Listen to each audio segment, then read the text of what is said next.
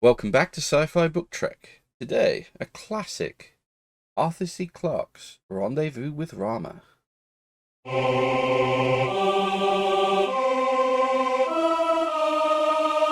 So, I know that this is one that you've made the recommendation for. Yeah, well, I've read it before, Yeah.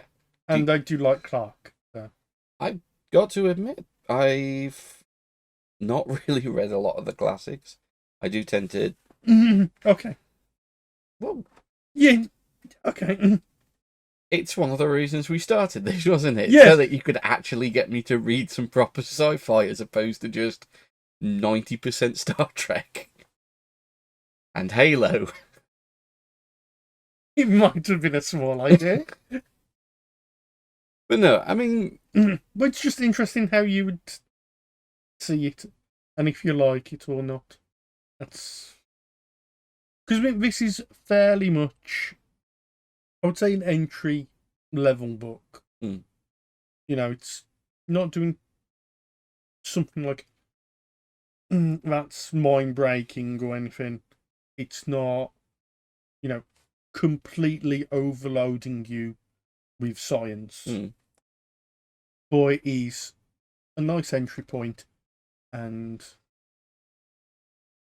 it holds your hands throughout. But it also does have hard sci-fi in there. It's more, I would say, mechanical, and like it feels that sometimes the humans are at best irrelevant.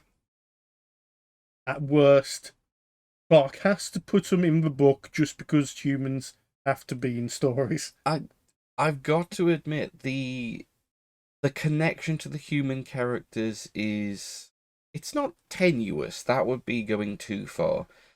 But it does feel like he'd rather tell the. It's a little bit like Tolkien's. Uh, he'd rather tell about the leaves on a tree and how many different descriptions he can make of how blossom, Mm. appears in a forest and how each individual leaf is a dappled pattern of collage of colour of different shades of green and brown. And then it's go to battles and it's like, oh yeah, Bilbo was asleep for it. That tends to be the same sort of thing for Clarke. It's like, there's humans, Yeah. but I'd rather tell you about this amazing landscape that is shown before you that looks like it looks like some of the concept art for the Inception film. Yeah. I mean, and to be fair, that's kind of the what I like about Clarke. Mm. That he doesn't. He spends more time trying to. I wouldn't say wow you, but trying to sell this scientific and grounded, grand idea, Yeah, I can appreciate rather that. than telling a human story or like where like there's characters in it and they have arcs. When he's not interested in that. And also because this was what written in 73, Yes, 1973. first published in Yeah, 1973. a lot of a lot of authors around the time, a lot of stories come across as not so great reading today. Mm. I wouldn't say like because wasn't Space Vampires wrote around this time. Around It about the same was time, 70 something. in the same way, I believe Andromeda Strain. But yeah, but that's another thing. That film's very clinical as well and detached from the characters. Mm. And because of that, it still feels easier for a modern audience to read, Well, as they opposed to like any human biases of the time getting in the way. well I mean, that there are some. that is the thing though, that was one of the things that kind of interested me about this one, is that it's the actual time period of the book is set 100 years in the future, so it's the Yeah, 2100s, and Clarke has created a situation where, no spoilers, but homosexual relationships completely normalized, polygamy completely normalized. Your Yeah. main character has got a wife on Mars and a wife on Earth, and he's Mm. got children with both, and both wives talk to one another. He's got two characters, two of his officers, both have wives, but have decided to hook up. Two male officers Yeah. have decided to hook up Yeah. while they're on board, and it's Well, no, just normalized. I It's think actually those are the quite ones. nice. Yeah, they were in a relationship and they've married the same wife as well. Okay, it did But they say are that it was together. a equilateral triangle. Yeah. Mm, So it's three of them in a relationship. mm. But yeah, I mean, like, and that's completely normal and stuff.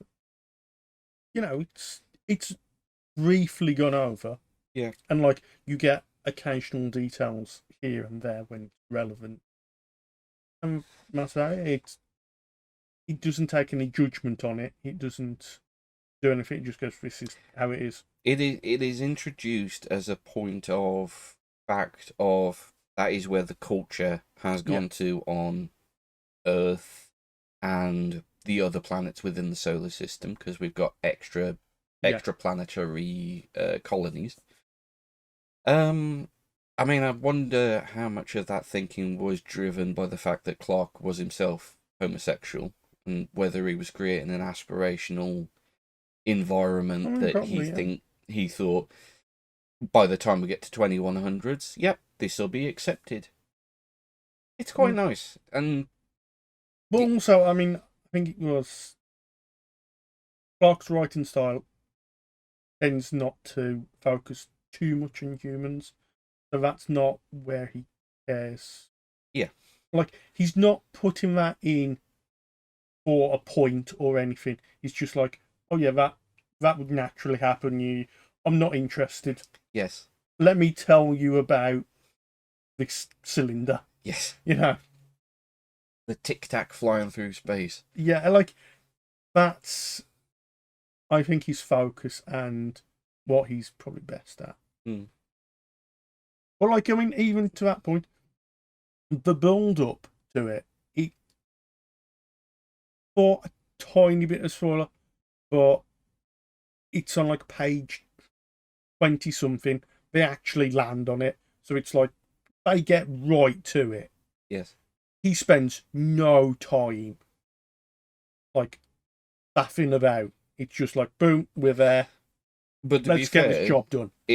it's because they have a very limited time to actually Oh no, enact no, any no, sort of no. plan. Yes, but I'm talking about on page like 22. He Oh got yeah, there. they're on Like the he skipped, a number of things, and he just laid out like this happened, then this happened, then this happened, mm, all culminating in this, which means this, and now boom, we're on Ram. yes, And it feels very, yeah. I'm putting this in so so it's there. yeah. So structurally, it makes sense, but I don't really care for it. I'm just I'm making it as logical and what as I it mean, can be, well as it is. I've got to admit there were a couple of points where there were concepts introduced where it was, oh yeah, we have this, and then you expect it to go somewhere and it kind of doesn't. Yeah, But until we get to spoilers, obviously, I can't really go any further with that. I mean, yeah, this was written as a standalone, and I think it works well as a standalone. There are some sequels Yes, he I writ with another researched. author. I tried to read one of them, I didn't get far.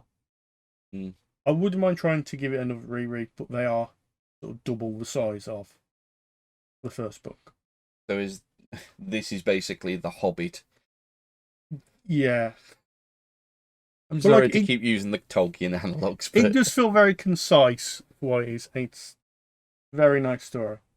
I enjoyed it. Yeah. Um, and it's perfectly I would say it's perfectly fine to read as a standalone. I did research into the sequel Yeah. books, but you could read this on its own and be perfectly happy with it. It does open up some elements that it doesn't close, but it's it leaves you wondering, and that I Mm. think that's where he was trying to get to Yeah. go with it. He was trying to make you think about some ideas and stuff Yes. rather than just laying it all out for you. Mm. And in that, I mean, the themes of the book, what do you think? I mean, first contact and how, well, on a minor point, how humans react Yeah. Especially to that. when, I especially the mean, different. we won't go into spoilers, but yeah, I would say the main theme is probably first contact Mm, and how humans cope with that. But also, it's the mystery and wonder yeah, of, the wonder of exploring yes, something new. Yeah. and the mystery of the universe. Mm. And yeah, it is a really interesting. I mean, we've said that he's not really concentrated too much on the human Mm, elements, but there are. It's macroscopic, I suppose. It's a yeah, macroscopic scale on how different groups would react. the interpretation you could come from it, it's definitely more from, I would say, a technician's point of view rather than the architect's point of view. Mm. But he does include different viewpoints from different Yes, spheres. It's not just a case of that you've got one civilization or another. You've got viewpoints from scientists. You've got viewpoints from religious people. You've got which viewpoints. I did find interesting. I found that interesting. I've got to admit, but again, I mean, it's Clarke's created world in the 2100s where you know, as I said, polygamy is accepted, homosexuality is accepted. There's no issues with either of them. It's got a touch of the right stuff about it as well, but there's you've got the elements of the right stuff where uh, Neil Armstrong landing on the moon, it was or Jaeger breaking the sound barrier, and the the race for the moon. Yeah, and all that led up to it. Yeah, but you've got the whole idea of pioneers setting the trend, pioneers trailblazing that way towards, and the arrogance of that. But then this guy's literally our captain, who the story follows, has literally been thrown in it at the deep end. And he's not entirely sure what the hell he's doing there because he was just supposed to be, you know, I wasn't Yeah. even supposed to be working today. Overall, did you like reading it? I did. I enjoyed it. It was a good read. Once I picked it up, I didn't put it down. But part of that was because I was running low, running behind on the deadline. Would you recommend it to people? Yeah. And do you think it's a good, like, I do not want to call it like a beginner's read for sci-fi, but I would say it's a good entry point. It doesn't completely overwhelm you. You can get you can get what you want out of the science Mm, fiction because there is, even if you don't understand the scientific concepts behind some of the stuff, there's still the wonder element, there's still the exploration and like I say, the pioneering aspect that comes into it. You can still get an idea of culture and beauty and wonder from the book, even if you don't get any idea of what the rest of it's going on yeah. about. If you explain to someone, a complete layperson, and say to them, oh, yeah, they tested for antimatter, for instance. But then You don't necessarily need to know what that's about. would you say? I mean, for me, though we've said like he does the bare minimum with humans, Mm. he does lay out the, well, I wouldn't say world, but solar system, and like you get an idea, a sense of it. You I you mean, get like, an idea that humanity has yeah, progressed, but but also how, nothing ever changes but the well, shoes. yes,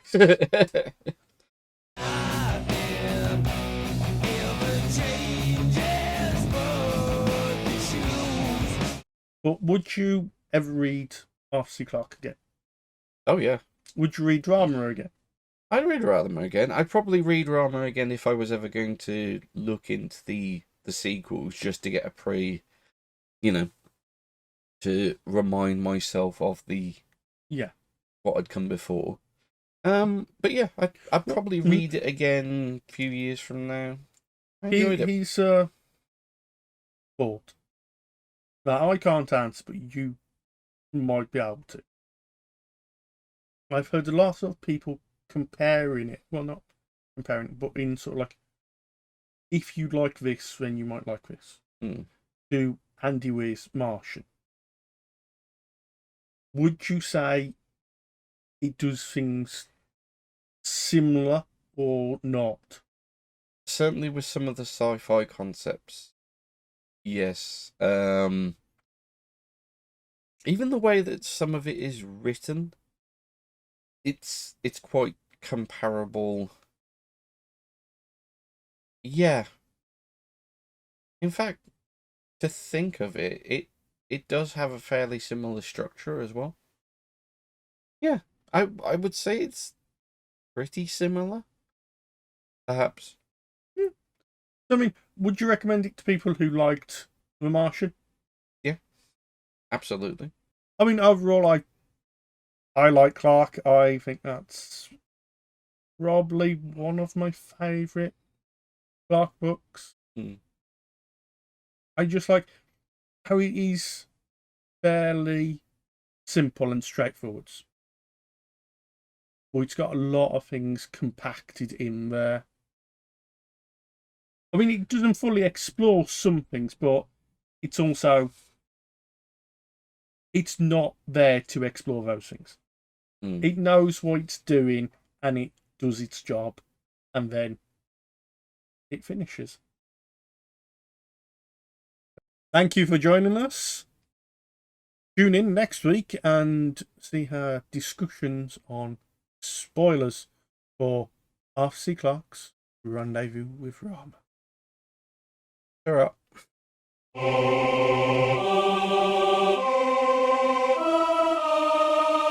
I've completely knackered my beard. Well, those cuts are visible, even with this camera. Mm. But hey, to be fair, everyone will be distracted that you're still wearing the same t-shirts.